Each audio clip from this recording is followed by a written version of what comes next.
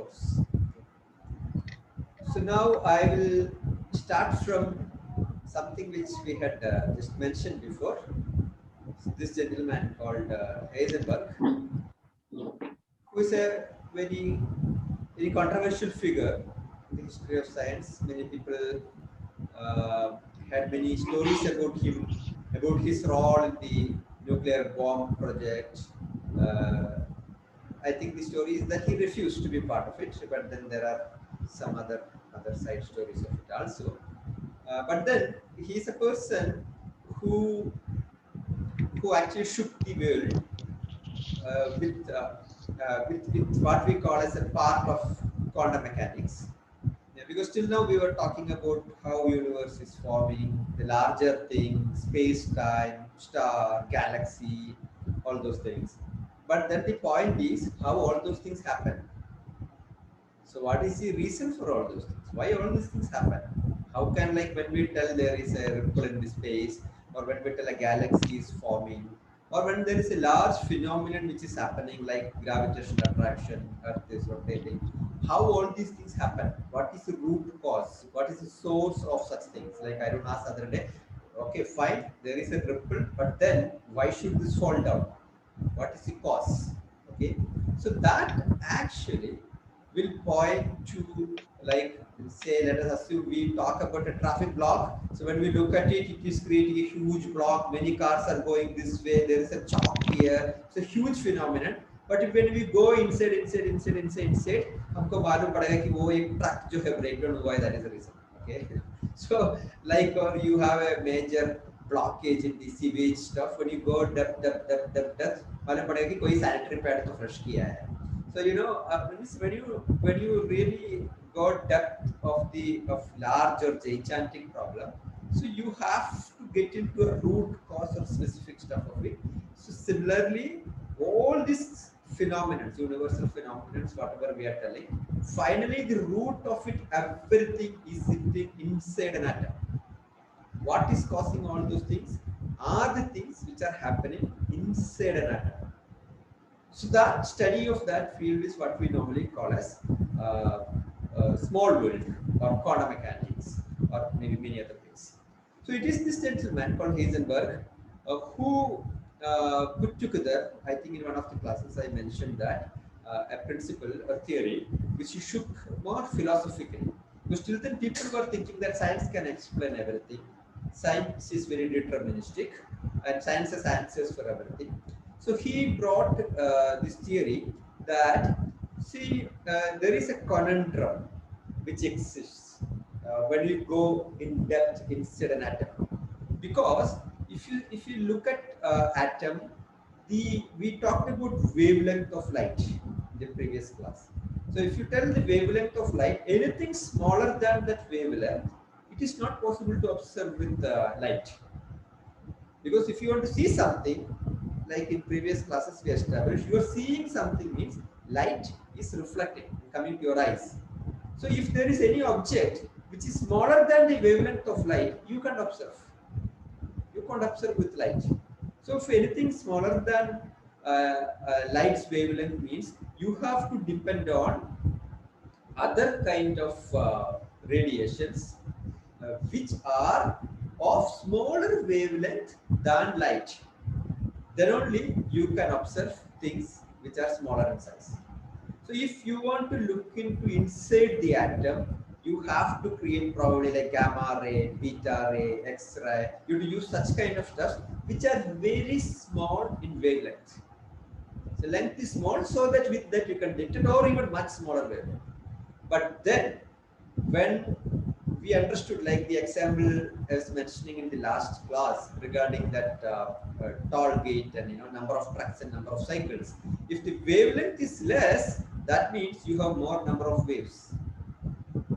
So if if you are standing in a queue in a toll, if in front of you is scooter, length of the scooter is less, but you will have more number of scooters. So if you are standing in a truck queue, actually for the same length, number of trucks will be less because the length of the truck is small.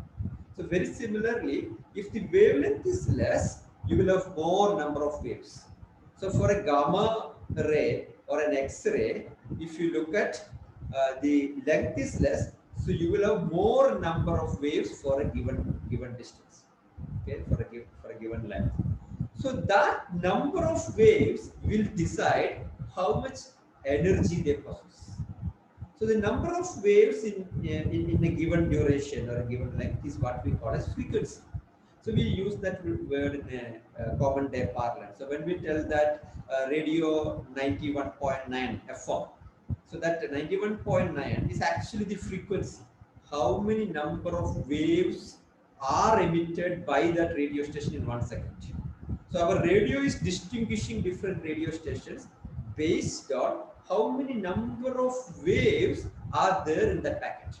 So if you tell 104.3 megahertz, that 104.3 is the number of waves. Megahertz means into whatever 10 raised to 6. That many number of waves are being emitted from that radio station in 1 second.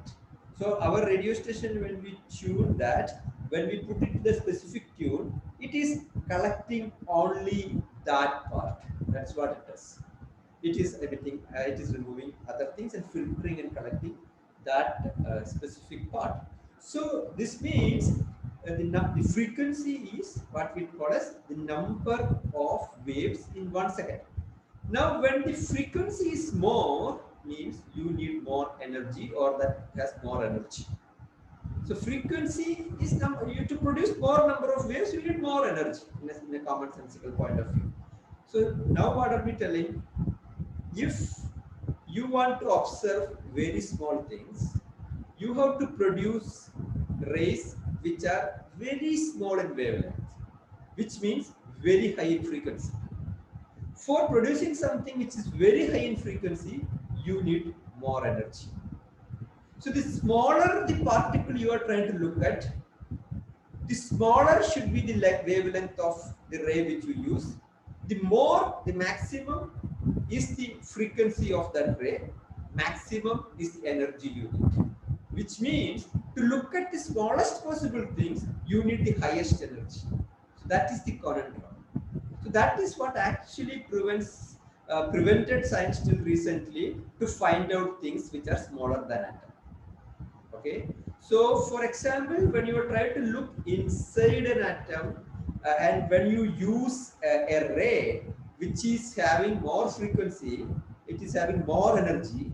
So when you try to look at that, it means what? From your whatever you are looking at, from that a ray will go and touch this atom and come back. So the more the energy of the ray means when you touch that atom's position will change. Position of that atom will change. So when that touches, if it is a moving particle, its speed also will change. So that, what does it mean is, that is the theory of uncertainty principle, means you can never predict the actual position and speed of any particle. Because if you use a high energy ray or wave, it will go and touch that, it will shut, it will move. So if you may think your position is here, but then just because you measured it, its position will change. So it is you can't predict it. Like through experiment, you have a limit to which you can get that. And then there are more complexities. So the more complexity is like our original understanding during Newton's time was that light is particles. Like small particles are coming. That is what is light. So that time there was the science fraternity was divided into two. Another set of people have done some experiments and proved that light is waves, just showing the property of wave. One set of people believed it is particle. And then later it emerged that light is neither particle nor wave. It's a different stage, but then it displays the property of both particle and wave. Which means you are not certain about anything in the universe. So you are not really certain. So you don't know at a moment whether it's what is the speed. You can't tell exactly. You can't tell its position exactly. You can't tell whether it is going as a wave, and you can't tell whether it is as a particle. So these are the kind of complexities which throw uncertainty into what is happening in smaller space. But then, amidst these uncertainties, all these things will come together. These small things will come together to produce a phenomenon which will be certainty. You see an earthquake or see a star explosion. That's a very finite incident. But inside, deep inside, what happens when you go, you may not be able to have an exact picture. So that is the uncertainty one has to live with in science. And this was very much against the principle of many people who thought. Okay. So when we tell about what we call as particle physics, what does it mean is what is like inside an atom. So inside an atom, when you go inside, its size becomes lesser, lesser, lesser, lesser, lesser. And the lesser its size is, it is so difficult to study about that. And you need so much power to produce the kind of rays which can go and measure it and come. So if you look at atom is 10 raised to minus 8 centimeter size. And now nucleus is much smaller, only half of it, much smaller. Now when you go to electron, it is further smaller, 10 raised to minus 60. Okay, and then when you go to quark, it is again very similar to electrons. So, the smaller the particle is, the more difficult to find it out. Now, we don't know there is anything smaller than this. So, that is one of the big area of science today. Are there things smaller than this? Okay, but then to find it out, you need experimental setups which call for huge energy. Because of this reason, you need high frequency to find it. So you get that. So the world of tinier stuff. So when you talk about corona, tackling corona is difficult than tackling dinosaur. So dinosaur you can target, you can do something, which is a size. But tackling smaller things is much more difficult than tackling bigger things. This is something most times people fail to realize. Right? Okay. So now these are what we call as fundamental building blocks of universe. So everything in this universe is happening because of the small things. So as of now, our understanding about these things are that we believe that there are two kind of these small stuffs. One is this ray, this electrons, and proton, neutron, this ray, this kind of stuff, whatever we are talking about. Okay, so that are called. We don't bother about the names. These are normally the old science. People used to name everything based on Greek science because it is the Greek were the original people who started that. And then there are certain things which later became like Arab names, like alkali, alchemy, and all those things. And then there are certain things which are like mostly later became European. And now people put very fancy names also. So this many scientists' name comes. So a very famous scientist called Fermi, so who had a lot of contributions. So in his name is what these particles, electron, what we call as proton, quark, and all those things are called like that. So you have to understand there is a difference between proton and electron. Electron is a fundamental basic particle. Okay, we don't know whether electron can be split further, but then proton is not a fundamental particle. Proton is made up of something smaller called quark. Whether quark can be further split, we don't know. Okay, so these are called fermions. Okay, and then there is another stuff that is a very famous Indian scientist called Satyendra Bose, who is actually behind, who has in combination, in partnership with Einstein, he has developed a theory which states a fourth state of matter. So we tell solid, liquid, and gas are the three states, and Bose has worked on and developed a fourth state of matter, which is called Bose-Einstein condensate. So he's a very famous person. So in his name, in honor of his contribution, there are another set of such subatomic particles which are called bosons. Okay. So now what are these two? So we believe the world is made of two things. It is like the original concept of Aristotle, Panchabhuta and forces. Panchabhuta is matter, like sky, air, water. These are all matter, which are the five kind of matter with which world is made. And then the forces, up force, down force, rotation force kind of stuff. Now also the understanding is that, but instead of Panchabhuta, we go a bit depth into this. We feel these are the matters, fermions are the matter, and these bosons are the force that create. So now it is the interplay between these two things which is responsible for the whole universe. There are certain matter, and this matter then will become idle and sit like that. So you need some force to make it move. So there are certain forces under play. So these forces make the matter do some circus, with which all these mountains and oceans and planets and galaxies are formed. So that is the larger macro level understanding of the universe, what you have as well too. Okay.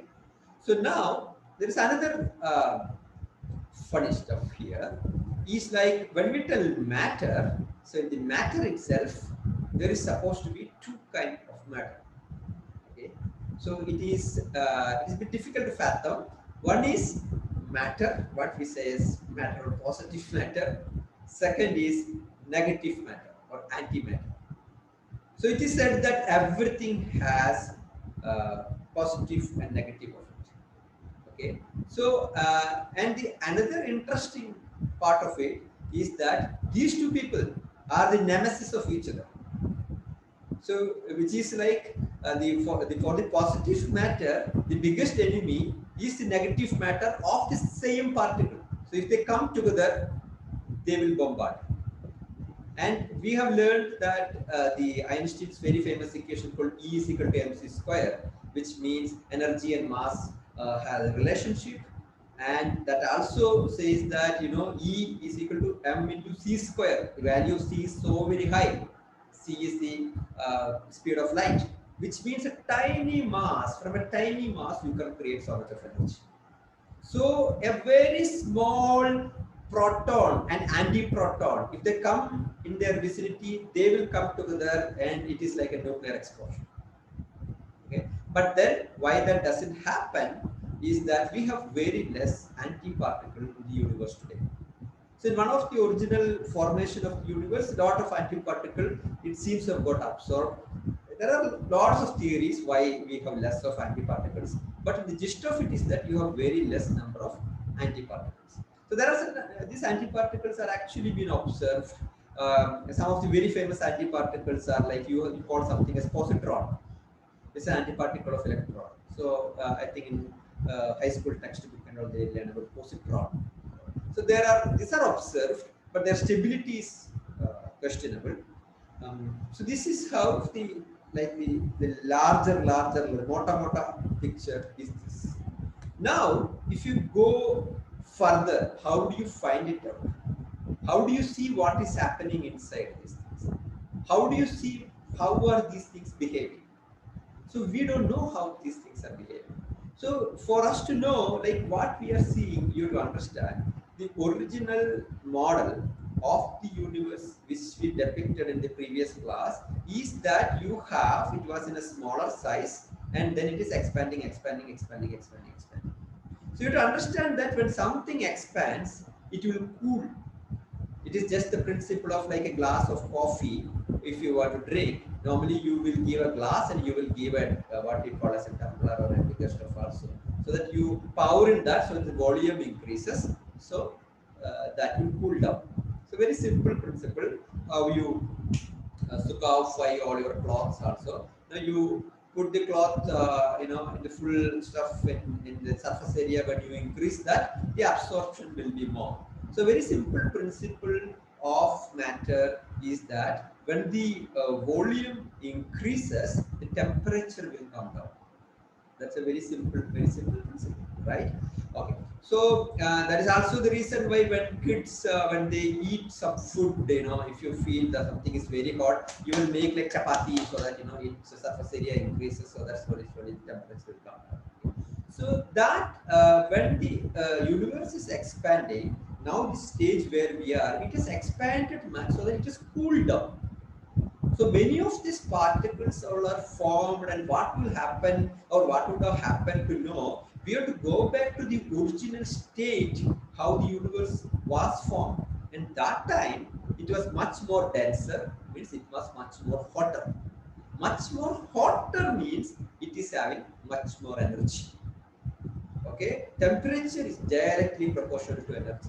That is why if you just heat up water, after some point you will see inside the water things are going up and down, bubbles, ripples, the active number of activity will go up. थोड़ा चाबी लगाया तो the things will go up. So if you slightly garam karega, the particles will start getting more energy. Okay, that is why when you heat up a solid, it becomes liquid, because liquid means it has more space and it becomes loose. And when you heat up liquid, it becomes gas. It is having much more space, but the density reduces, it becomes loose. Okay, so gaseous state mein he can run, fly, particles can fly, he has so much of space, right? But in the liquid, space is reduced, movement is reduced. In the solid, you are like jam packed. So temperature increases means and energy increases. More energy means pakad nahi payega. They will do whatever you want. Okay, pakadna mushkil hai. It's like how the same kid, if you take them to public park, very difficult to hold them. But when you inside the house, all your dabki will work. But so solid state, small house, small flat. But when you get into a larger environment, very difficult to hold that energy. So now, for you to learn about these things, you have to recreate the original formation of universe, which is high energy. High energy. How do you do that? So people try to create things like this, where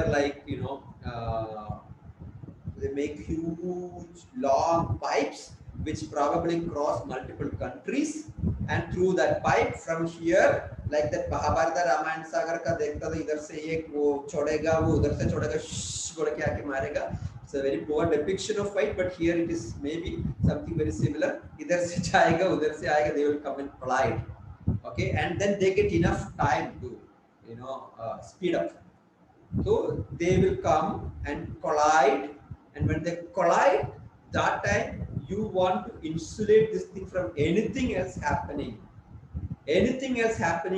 around the world.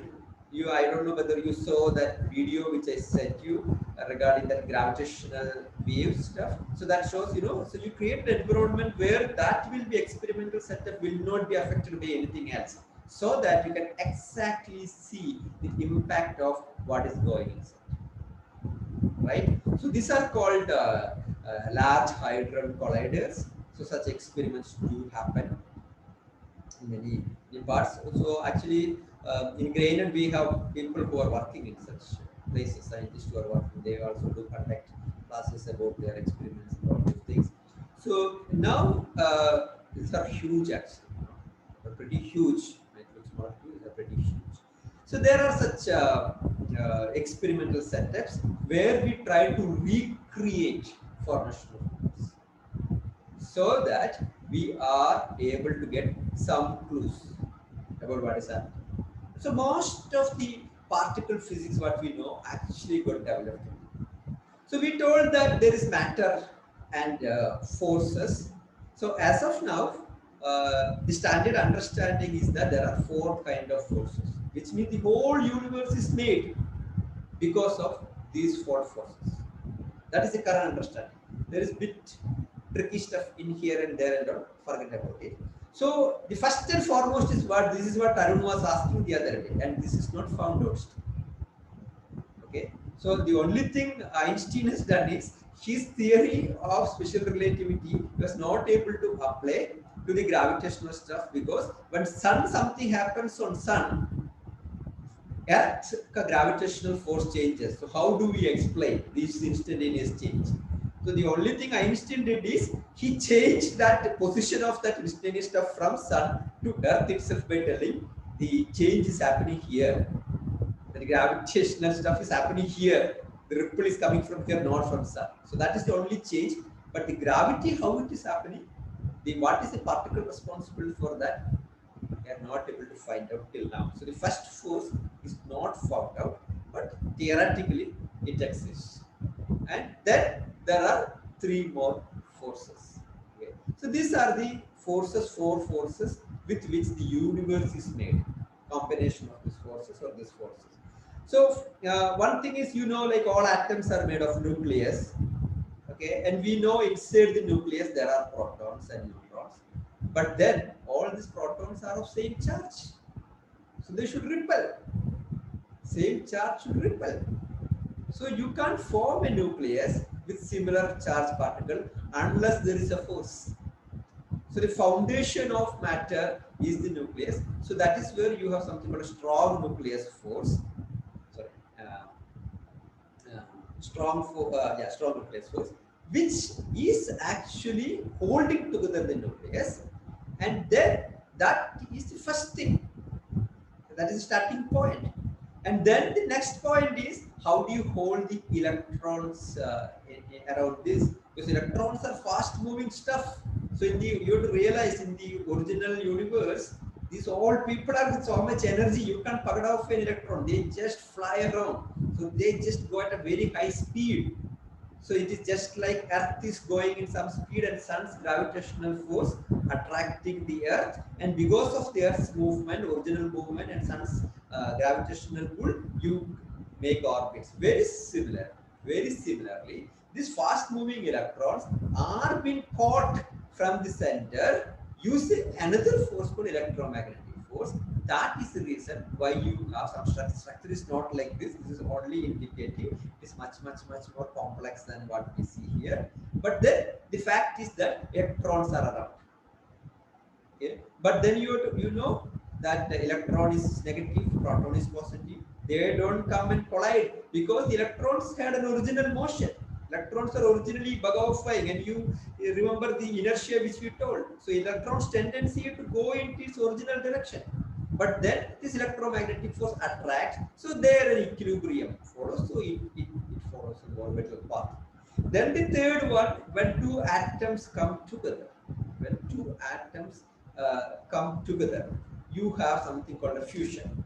The similar way, there is something called fission, that you can split atoms. So then, like what we call as radioactive decay. So that, it takes some time. This is very important because this is how we try to know if we get a fossil, how do we determine when was that animal there, how many million of years before. That is because of this phenomenon. We know that each of these atoms, they will split. So when they split, some force is causing that split. So what we call as radioactive decay. By measuring that decay, what we call as carbon decay, is how do we calculate age of fossils and whatever we come from this studies of excavation. Okay. So these are the four forces with which the entire universe is made, is our understanding. There is this stuff which I don't want to talk about. It is complicating things further. Okay. So now, based on this understanding, these are the boys and girls under play inside an atom. Okay, based on understanding. Okay. So these are matter, and these are the forces. Okay. So we told four forces. So one is gravity, we haven't found. Strong nuclear force, which is holding the nucleus. And then the electromagnetic force, so something called photon is responsible for that. The same photon is the one which is coming as light. Okay, this is coming as light, and the light is same as electricity, and light is same as magnetism. Okay, so it's the internal business of that. And then the weak force, whatever we call it as. So this is one guy, you just keep him inside as of. Okay. So now the matter is this. Whatever matter we call is this. So proton, neutron, electron, which is the basic component building blocks, are made of these things. And there are some more things which are here, but they are not stable. All those things are not stable. Some of these things are stable, some of these things will not stand for even microseconds. But you can produce this in that colliders. Colliders you can produce this.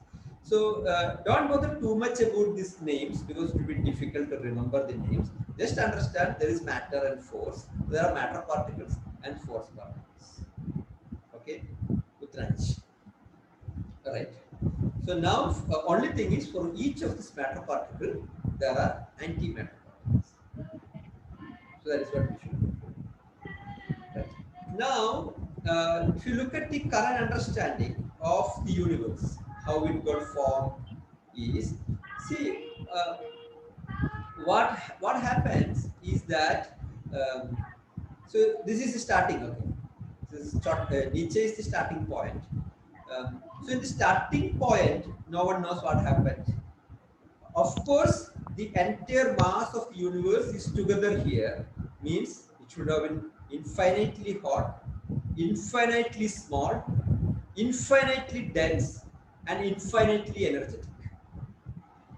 Right? When the entire mass is clung down to a very small space, it has to be very hot, very dense, very energetic. Okay, but we don't have much idea what would have happened, how it would have happened, and all those things.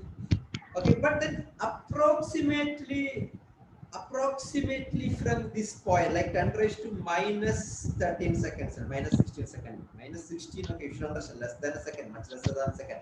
From that point onwards, the current science has reasonable idea of what would have happened. They have tracked things and they have made some kind of uh,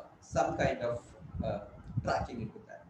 But the point is, in these high energy conditions, all the four forces which we have talked before are considered to be one force.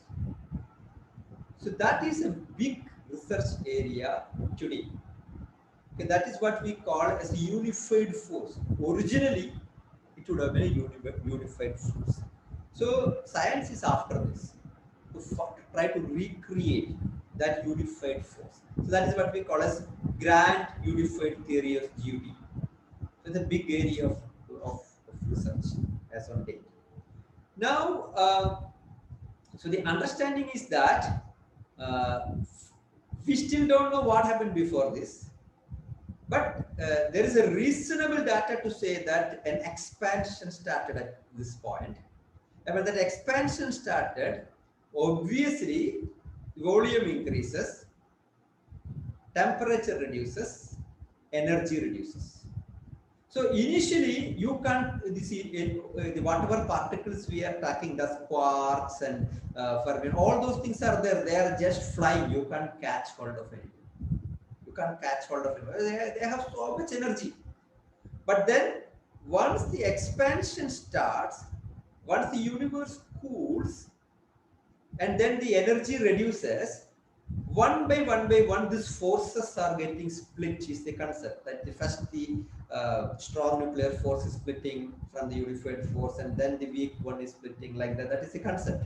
So now the point is, you see, the elementary particles are like what we call as, if you take it as proton, neutron, electron, and all. The first one what you will have is a proton, because it is there, an electron and a neutron. Okay, so this one proton is actually what we call as a hydrogen without an electron, because in hydrogen there is no neutron. Hydrogen doesn't have neutron. Okay, so hydrogen, some variation as neutron, whereas classic hydrogen is having only proton and electron. One proton, one electron. So one proton means it is actually hydrogen with a positive charge, with or without an electron. So that is the original stuff. You have so much of proton. That is why you have more than 90% hydrogen in this universe still. So how do we track the original happening is based on what all are the compounds you have today. Okay, so now once the strong force start applying because of this expansion, because of the cooling, slowly this proton and whatever you call as another proton may start coming, colliding, and then they may form a nucleus, and which is what we call as a helium nucleus. Helium is 2 proton. And then if 3 protons come together, it becomes the next element. Then 4 protons come together, it becomes next element. So that is what we call as like lithium, beryllium, and all those things. So that is the reason why we have abundant hydrogen and we have so much helium in the universe, second to hydrogen. Right? Then when it expands further, the other forces slowly start separating from this unified force, and then as of now, the understanding is that maybe 1 second or 120 or 150 seconds after the Big Bang is the time you have these protons, electrons, neutrinos, and all start slowly. Maybe this forces started coming to appear. This what we call as the nucleus started forming, and at that time, the photons, which are responsible for this electromagnetic force, or this photons, which we call as the is light, it starts it starts emitting. So that photons of this moment, which is less than 3 minutes from the Big Bang, is being observed today. That is one of the biggest proof for this concept called Big Bang universe. So what happened at this point, these photons which originated from this point, of course when the universe is expanding, it expanded, but then the point was that those photons should still be there in this universe. So those protons from this era, there are reasons why it is only from this era, it is not from this era, it is much more complicated, but so now you understand, protons from this era, photons from this era are still available in the universe, and there was a theory that you should be able to observe that. But because universe has expanded much more, their temperature would have reduced, their energy would have reduced, so the high energy, which means high frequency waves, you won't be able to see. You will be able to see that last part of the spectrum, that microwave, radio, that kind of long wavelength stuff, which is only less energy, is visible, which is what we call as cosmic microwave background, or CMB. So the whatever cosmic microwave you see, many people, you will get many messages in WhatsApp by telling that today night you switch off your mobile because there is cosmic waves coming. Many people make so much of business out of this, by telling that this cosmic wave I will help you to attract, and with that you can cure diseases and all those things. So what these people talk about, this cosmic radiation, is this photons which are from this region. Actually, it can't do anything much, but then we can observe that because they are omnipresent in the universe as of today in the form of microwaves. So you have to remember that light wave structure which I told that the same light you can have in different color, and the same light which is gamma ray, which is X-ray, which is microwave, which is radio, only it is a difference in the number of waves. All are what we call as electromagnetic radiation. So all same, all because of one specific guy, photon. He is the ray responsible, which is what we call as the electromagnetic force. Same force responsible for same particle obviously responsible for same effect. That is why electricity, magnetism, and all those things, correlations are coming, because all are coming from the same particle, from the same force. Okay, and then maybe after say as per the estimate, after 20,000, 30,000, 50,000, 1 lakh years, during that period is when the electromagnetic force is coming into play, and that is the time electrons are able to get attracted to the fold of atoms, and what we call today's atoms are forming in this region. Today's atoms are forming, right? And then further from that, universe is expanding, but then what would happen is, during this process of expansion, you have now hydrogen, you have now helium, you have some lithium stuff, you have some beryllium, you have all these things. So these are as what all these compounds, what we call as a particle dust. During this expansion, sometimes it is not a very uniform expansion. Because of that, during some region, there could be the concentration of what we call as this matter. It is not like we are not talking about very small matter. We're talking about maybe kilometers of millions of kilometers of dust, or whatever these particles which are formed during this era. Because atoms and the compounds start forming, and those things. Then at that time, what will happen? You have this gravitational force coming into picture. So you have two things, one, an expansion going on, so everything will expand, but then in certain region you have some matter coming together, and then it is having a gravitational attraction. So you have a gravitational attraction to the center, you have an expansionary tendency to the outside. So when the matter is so much, and when the gravitational force wins, that is when you will have some concentration of matter in some parts of the universe. That is where galaxies form, stars form, planets form. That is against the expansion. So expansion is happening, but in some region, some contraction is happening. That is regional. You get that? So that is where you have all these galaxies and other matter, whatever we see. Okay, I don't know whether it is giving me too much of a dose, but whatever you can absorb, just absorb. Now there is now another thing which will happen in this process when this regional space where this matter is condensing. When matter condenses, when they come very close, what will happen? The most matter is hydrogen and helium. 90% plus is hydrogen. Okay, so this hydrogen and helium, most of this matter, whatever you have, sorry, not 90, I think it is 70%. Just look at it. So this, when this hydrogen comes together, hydrogen atoms come together, because of this gravity, when this come closer, there will be friction happening between this.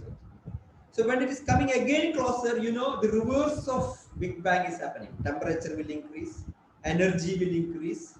So these hydrogen atoms, when they come closer, initially they will repel, but because of the increased energy, when this gravity is applying and when this will be smaller and smaller, this hydrogen to hydrogen, when they hit, they will start becoming, these two protons will come together, or two hydrogen atoms will come together and form what we call as helium. Helium is two hydrogen.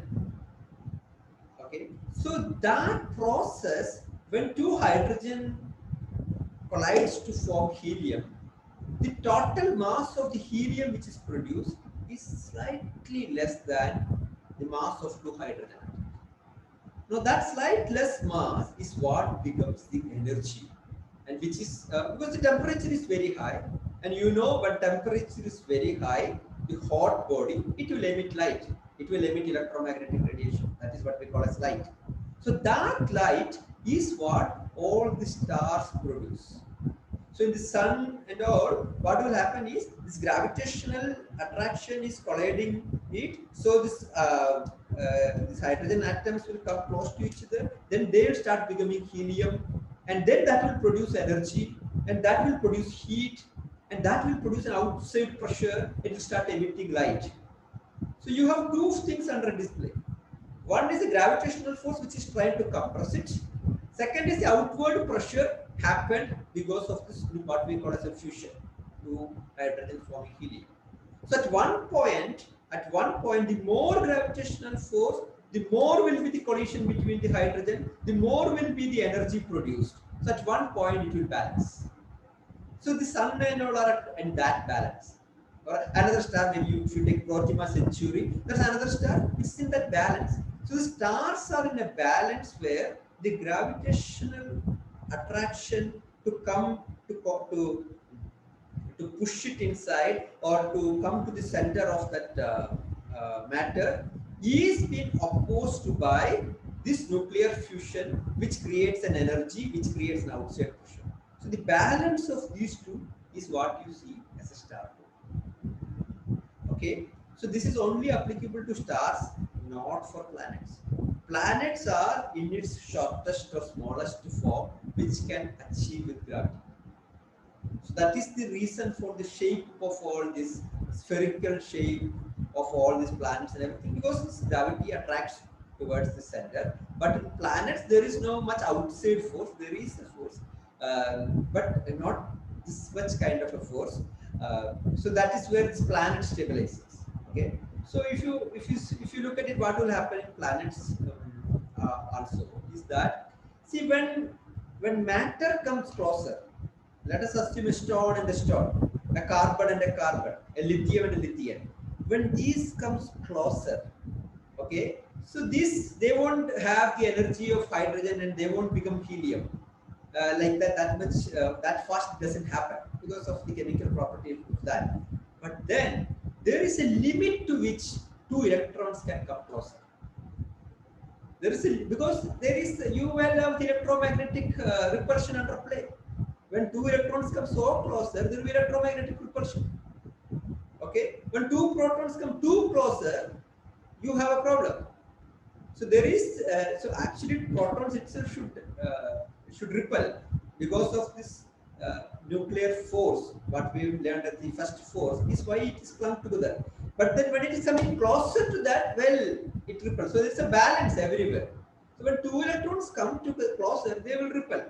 So there's a limit to which any two atom can come closer, and this is a very important phenomenon because otherwise you would not have had any matter in this universe. How will you have a table if all the electrons are coming to the center? You will not have the table. You will not have the chair. You will not have any compound. All these things are coming because they are standing separate. You have atomic structure, molecular structure, and all because they are standing apart. So they can't come close after a specific point. Okay, so there is a principle that principle is called exclusion principle. Pauli's exclusion principle. Actually, the matters are stable because of that. Otherwise, things all the matter in one area will come and clung into one. It will be impossible to form the n number of things like milk and table and the mobile and things what we see today are possible because their structures are possible. So in the structure, the electrons will not come and collide against them. In the structure, protons will not come and collide against them. So in the planets also, what will happen is after some point when the because of the gravitational force, when these atoms and complex come close to each other, this repulsion will start because of this whatever phenomenon we told. So that will create some force, outward force. So there is a balance. So in that balance, actually, these planets and all stay. Right? But the stars stay in that position because most of the stars, this hydrogen to helium, this conversion is happening, including sun, and that produces light. Right?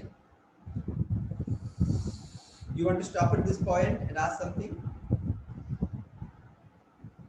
I have a doubt when you say it took 5 billion or whatever billion years. It is from our perspective, right? Because according to relativity, time is relative. So how can you say that it happened 1 billion years ago? Time is relative or will shrink when you compare between two specific things, but the speed of light is constant.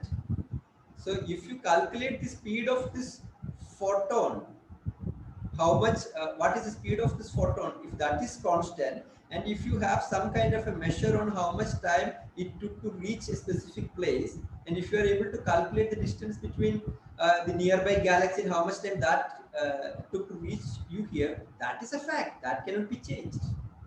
That is not relative. The only thing that's not relative is the speed of light.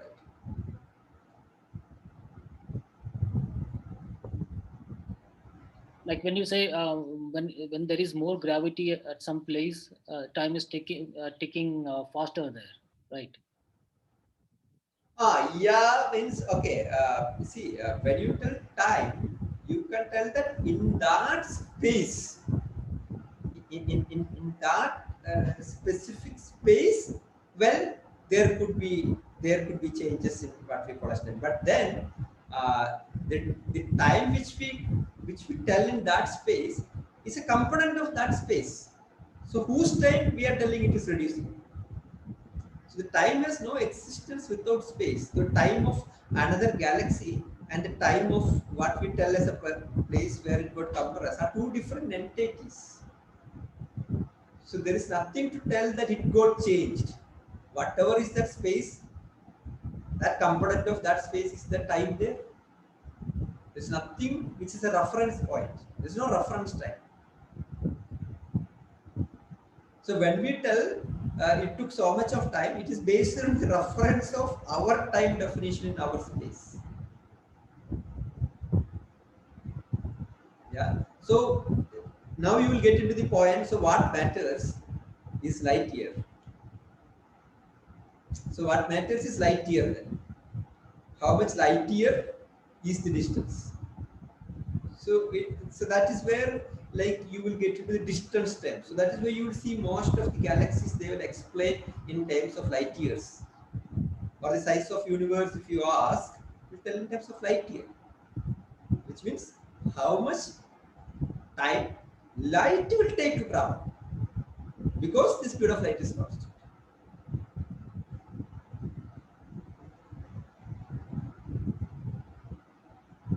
So in a way, we calculated this much age by calculating the acceleration of particle from different portion to the center, right?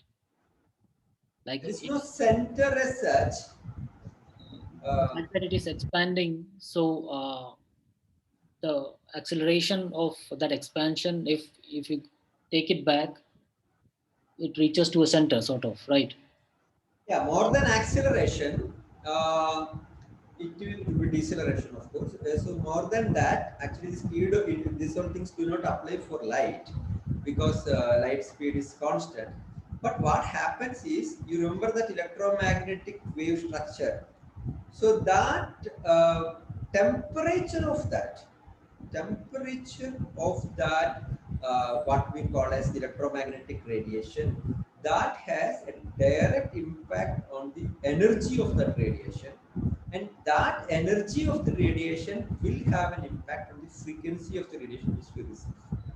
So from analyzing the light which you receive, which is cosmic radiation, you can calculate to a reasonable extent when you know original shape of the photon and energy is this much, and currently what you have is this much. With some discounting factors for the traveling and all, you can reasonably calculate the distance traveled. So it is the temperature and energy, not acceleration, because it doesn't apply for light. Okay. In fact, almost all the information which we tell in theoretical science is based on studying electromagnetic radiation. Or when we tell about some stars or these things based on electromagnetic radiation or calculated value. So when CMB, this cosmic microwave which came from here, is supposed to be the, the biggest accidental discovery. So they try to discover something else. This was accidentally discovered by two scientists last century. But then that is supposed to be the biggest proof. But then many other things coincide. If you look at it, the controversies are on here. What was the shape here? Or whether this was another universe, whether it was bigger and tried to reduce. So that is where the controversies are. But otherwise, if you see the current compounds which you have in Earth, in other galaxies, and all those things, when they work back from there, I think so many things come together. So why scientists are hell bent on this model is so many things come together. The compounds, why it formed, their energy, their charge, what you have today. So for example, neutrinos. See why there is so much of interest in studying neutrinos. That is because neutrinos are coming from here. Neutrinos are coming from here, and as they are very lethargic particles, they don't interact much. They are not party to any of the business which happened here, atom formation. Nothing they are party of. So those neutrinos are there in this universe full. It says like in every second, if you stand in sunlight, you will get billions of neutrinos in your hand itself. But then detecting them and studying them is a very tedious affair. So that is why there is so much of interest in neutrinos. Also to see whether they have any mass. If they have mass, are they the dark matter?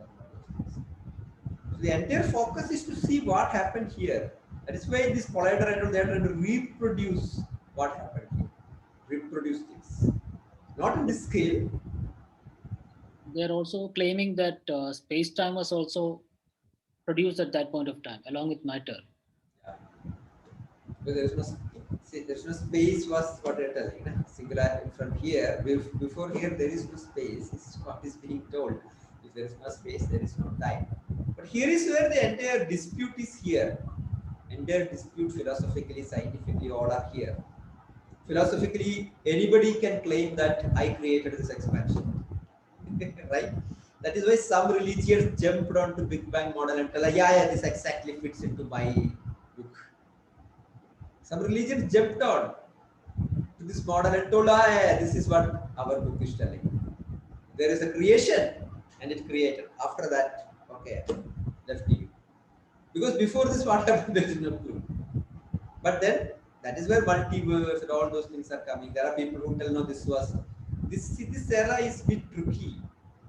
This era of expansion is a bit tricky. I'll tell that at later stage. Okay. So now, coming to like the stars.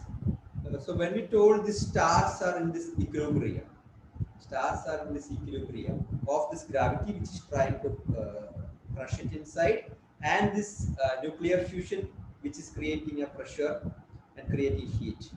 Now what will happen once the hydrogen gets on? So that is a very big question. What will happen when the hydrogen gets on? What will happen is helium will start colliding and start becoming some lithium, some beryllium, and the next things, but it won't be in this much rate and it won't create this much of pressure. So what will happen? The gravitational force will overtake and the star will start collapsing. So star will start collapsing and it will collapse, collapse, collapse. So actually there is an Indian contribution in that. There is the first guy who told this, actually an Indian scientist who got Nobel, but Subramanian Chandrasekhar, who predicted this. So this when this collapse, uh, there are multiple possibilities which can happen at one time. So at one till some point, of course, this helium and all will start producing something else, and then that means it will emit some light. That is at that state is what we call as red giant and all those. You see in paper we observe a red giant and all those things. So these are in that stage. Star is collapsing, but then once it start collapsing, the previous stuff which we told will come into picture. The electrons will come closer. When atoms come closer, electrons will come closer, and then that repulsion will start, like what is happening in flying parachutes. So the size of the star will significantly reduce for this force to start balance. The force will start coming, but at one point, this balance will come. The more it collapses, the electrons will come more closer, it will start becoming more repulsion. So at one point, this will start balancing. So those are also some forms. Well, it will create some helium fusion will happen, some slight light it will produce. But then that form is what we call as a dwarf. You observe so many dwarfs in the universe. So these are the stars, another form. Stars compressed, so they reduce, and this, when it reaches this balance between gravity and this outward force, what we call as exclusion. So that is what we call as dwarf, this electron attraction. But then what will happen? If the size of the star is much bigger, much bigger, the gravitational collapse will be much more heavier, that this repulsion between electrons will not be able to. So the heavier the massive the star is, when its hydrogen gets over, it will start collapse, and its gravitational attraction towards inside will be so heavy that this electron repulsion will happen. It will not be able to hold this. Then there can be three possibilities at that point. One possibility is that this star could explode, which is what we call a supernova, and it will become dust, some part of it or full or one portion. Second possibility is that this will further collapse, But then this proton and neutron will start getting closer. This electron is outside. So when electrons are getting closer, these protons and neutrons are getting much more closer. So the repulsion between proton and neutron will sometimes hold. Sometimes hold the star depending on the size, which is what we call, and it will balance at that point, which will be actually sizes of some 4 kilometer, 3 kilometer only diameter size will reach. And at that point, some things will become stable, which is what we call as proton star or neutron star, much smaller than the dwarf. But then if the size of the star originally was more than 2 times or so of the sun, there are so many stars like that, then this also will not be able to hold it. Which means this matter will clump, it will become very, very, very, very, very, very, very small, temperature will infinitely increase, energy will increase, gravity will be so very high, it becomes so much high that it starts attracting everything nearby and including the light, which is what we call the black hole. So it is a condition of a star which changes its shape. So one is a normal size star. So if the hydrogen is getting over, the helium will start hitting and becoming forming some kind of other compounds, lithium, it will create some light, and that is a state which is called as a red star, giant star, and all. But then its size will further reduce. It will not be enough to hold the gravitational pull towards center. So it will further reduce some things. Probably there could be some small explosions inside and all. But otherwise, there are chances that this electron repulsion, when the electrons of the atom become closer, the electron repulsion will be able to balance, and it will become a small thing, what we call as a white dwarf, or sometimes a black dwarf. But if the size of the star is much, much bigger, then the gravitational pull is so much high, sometimes a supernova could happen, one portion may go, and another portion, when it further becomes smaller, the neutron and proton, that their repulsion may hold it, which we call as a neutron or proton star. But if the original size of the star was much, much bigger than sun, 2 times, 3 times, 5 times, 10 times of sun, the gravitational force will be so very high that it will become a black hole. So that is the story of the black hole. So when you tell that it is being black hole, if you look at the what we told previously as space-time, so normally a black hole means, if you look at when we drew previously as space-time, if you look, this is space and this is time. If you look at this is space and this is time, so any galaxy should look like this, because this is the space, this is its this much space it occupies. Anytime you look at it, its size is same. So this is the space, now this is its size. So assume whatever is the size during time 0, it will be same, will be the size when time is going up also. Galaxy or a sun or a star or a planet, all are of same size. But in the case of black hole, what happens? When the time increases, its size will reduce. Size will reduce. And size reduce, and after one point, when the size reduces, its gravity increases. So till this time, it's, from here light will go like this, light will go like this, light will go like this, light will go like this. Once it started size getting reduced because of gravity, then it will slowly start attracting light also. And from this point and all, light cannot go like this, and probably light will start coming and start coming. Then even light also cannot escape. So that okay, there are a bit more complication to it. So this point is what we call a singularity. The point where it has become a clunk is what we call a singularity. So why people are so much interested in black hole is one reason is this is very similar to Big Bang. It's opposite to Big Bang. Big Bang is expanding from a singularity. This is actually contraction in certain regions. So by studying more about this, you can get to know more about Big Bang also.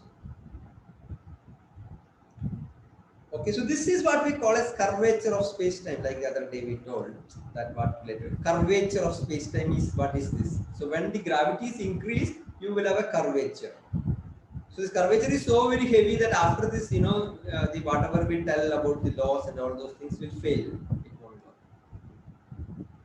Very difficult. So now, if you look at our universe, we believe that the first point, whatever we are talking about, is uh, 13.8 billion years. Is the starting point as per the calculations which are there now. Now, but the tricky stuff is the diameter of the universe is much more than this, 93 billion light years, which means universe has expanded faster than light. Because 1 light year is how much distance light can travel in 1 year. Okay, 13.8 billion, if that is the age of the universe, that means the whole width of the universe should be only that maximum can be 13.8 billion light year only, because light can travel only that much. But that is much more than this. That is why you will see when they tell the Big Bang model initial starting, you will see something like this, which they tell. That is tricky. So, like light, nothing can travel faster than light in space, but space is Bob, so space can expand faster than light. Is the explanation. Okay. Anyway, it's a bit complicated stuff. So we believe there are 2 trillion galaxies. 2 trillion. Trillion means 100,000, 1 lakh crores. That many galaxies are there approximately. And our Adda, which we call as Milky Way, which is a very, very, very, very, very, very small player in this large universe. We think this is a black hole, the center part, and that is around 1.8 lakh light year. It's so small. We are talking about billion light year there. Billion light years is what we talked before. This is only 1.8 lakh light year. So we are a very small thing compared to the darker stuff.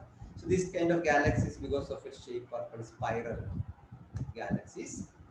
And we have around, like Sun, we believe we are around 100 to 400 billion stars. Billion stars, like Sun. So Sun is a very small star in the large scenario. And minimum 100 billion planets. It's 100 into 100 crore planets. In our galaxy, our Milky Way only, right? And the speed, like how it takes is 240 million years, it seems approximately to complete one revolution. But you see, the speed is very, very, very high, 600 kilometers per second. So the speed of rotation of galaxy is 600 kilometers per second. 1 second, projectile is in Trishur. Second, she is in Sri Lanka. You know, right? Okay. So mass is compared to sun's mass, this much times mass of only this galaxy. So if you think about what is happening in science today, people are thinking about what is happening in the universe, what is the model, or how it originated, what happened in the original time, before this what it was, and all those things. And then I told about like grand theory, like how these forces were together originally, what was its stage at that time. And then the biggest puzzle of the science today, there is something called relativity, which we told general relativity and special relativity, based on which we can explain most of the large phenomenon. Then there is quantum mechanics, which we are talking about small things, but we are not able to find out the gravity particle, and how these two can work together, which is what they call as theory of everything. These two, as of now, there are many discrepancies between these two. There are many, many, many, many discrepancies. So how these two things, which independently work well, how can they work together? okay, is what we call as theory of everything. So it's a famous movie in that name also. So, and the subatomic particles, are there other particles and all those things? Of course, black holes, because of so many reasons, is an important part. And then we are not able to count the entire matter which are there in this universe. So, which we call as dark matter, dark energy, whichever we don't understand, we call it as dark. So, how to find it out? So that's it.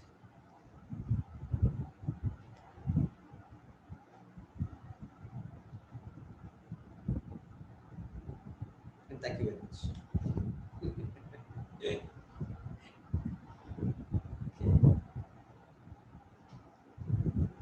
So I think only Arun is unmuted.